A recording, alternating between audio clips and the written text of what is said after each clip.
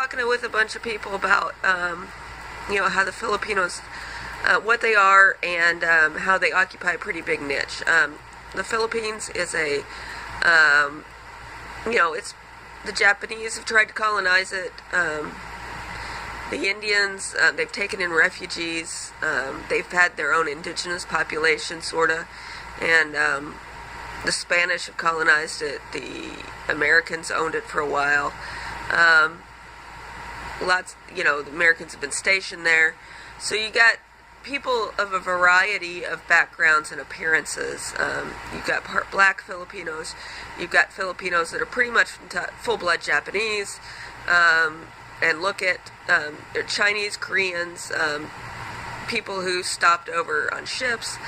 And, those are the people that fall out. And part of the reason why their drug problem became so bad was they had a policy of taking in refugees, but then they wouldn't tell them up front that they had to pay to leave.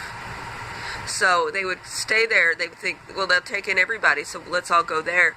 And then they had to pay exorbitant fees for the amount of time that they had stayed there before they could leave, and they couldn't bring all their family out. Some would divide their family up and leave people behind who would have to survive as they could. Anyway, so taking them out is going to leave a big gap in the ecosystem.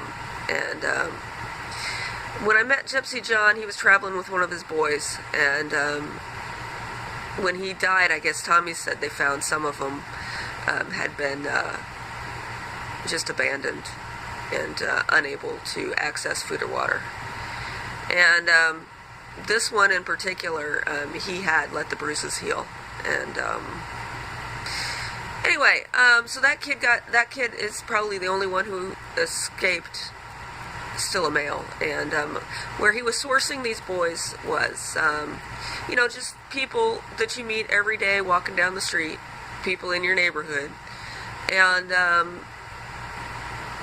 they would run away, and they would end up with him. And so he's got a survivor out there, and the survivor is a child that when one of his kids, he was giving them more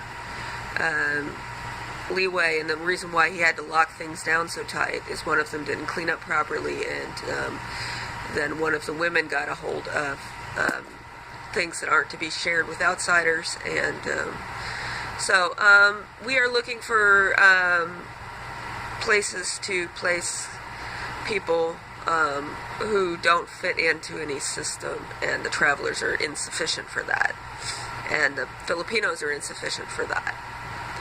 And Bashar al-Assad is going to keep his job.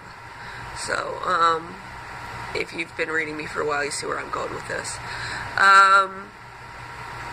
Anyway, yeah, Tommy was saying if Gypsy John had died in my bathtub, she would never have talked to me. It would have been the end of everything. And and that's what people were trying to talk me into doing, and kind of evil people. So when you're talking in topics of comparative evil, but anyway, this process, the 3-year process that I talked about in reference to, why Bashar needed to expand his prison system a little bit, maybe do some interventions before 3 strikes. There is an amount of people that come out conditioned a certain way, and and Clayton had been with him for at least 3 years, and it does certain behavioral traits that can be that are consistent, regardless of how a person has been sourced. Although you should only start with people who have jumped the fence.